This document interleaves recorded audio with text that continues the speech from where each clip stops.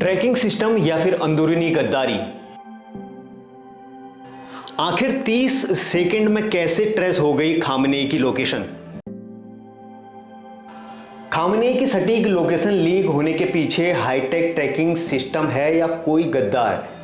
सबसे बड़ा सवाल कि इजराइल को खामनेई की उस गुप्त मीटिंग की खबर कैसे लगी।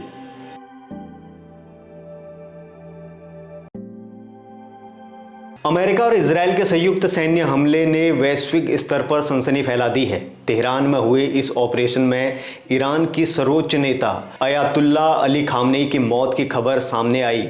बताया जा रहा है कि अमेरिकी मिसाइलों और इजरायली लड़ाकू विमानों ने उनके मुख्यालय को निशाना बनाते हुए करीब 30 धमाके किए। हमला इतना तेज और सटीक था कि प्रतिक्रिया का मौका भी नहीं मिला। अमेरिकी राष्ट्रपति डोनाल्ड ट्रंप ने सोशल मीडिया पर इस घटना की पुष्टि करते हुए इसे एक युग का अंत बताया। सबसे बड़ा सवाल ये उठता है कि इजराइल को उस गोपनीय बैठक की जानकारी कैसे मिली जिसमें खामनेई शामिल होने वाले थे। रिपोर्ट्स के मुताबिक शुरुआत में बैठक शनिवार शाम को प्रस्तावित थी, लेकिन अचानक इसे शनिवार सुबह कर दिया गया।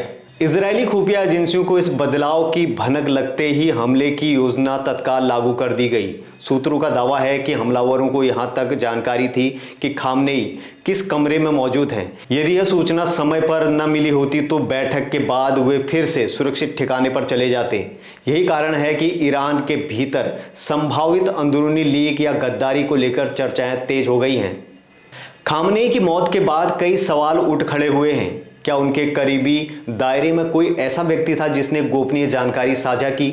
ट्रंप का कहना है कि अमेरिकी इंटेलिजेंस और अत्याधुनिक ड्रोन सिस्टम ने उन्हें घेर लिया था। हालांकि कुछ विशेषज्ञों का तर्क है कि यदि तकनीक इतनी सक्षम थी तो पहले कार्रवाई क्यों नहीं की गई। ये भी कयास लगाए जा रहे हैं कि हमले से ठीक पहले किसी संपर्क या डिवाइस के जरिए उनकी लोकेशन ट्रैक तो नहीं की गई। इन घटनाओं ने ईरानी सुरक्षा तंत्र की चिंता बढ़ा दी है।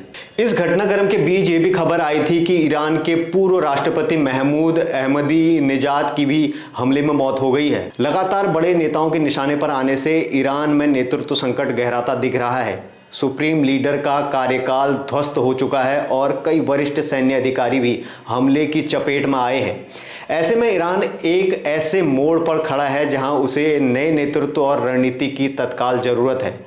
पूरी दुनिया की नज़रें अब इस बात पर टिकी हैं कि क्या ईरान इस बड़े झटके से उबर पाएगा या क्षेत्रीय अस्थिरता और बढ़ेगी।